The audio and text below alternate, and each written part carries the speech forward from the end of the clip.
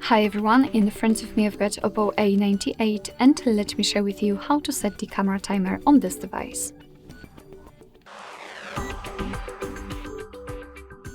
So first of all we have to open the camera app, and right here, since we are in the standard photo mode, we can take a look at this option bar.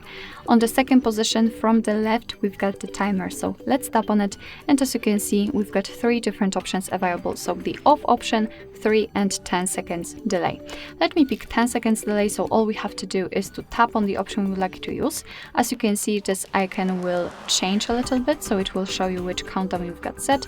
What is more, you've got it inside the shutter button, so you can always check it. All we have to do right now is to tap on the shutter button itself, and as you can see your device will count down from 10 or 3 depending on which option you've chosen, and after that time it will simply take a photo.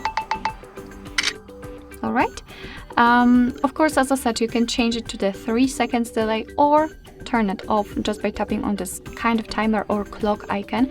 So from now on your device will take photos right after touching the shutter button. Alright, so that will be all. Thank you so much for watching. I hope that this video was helpful, and if it was, please hit the subscribe button and leave the thumbs up.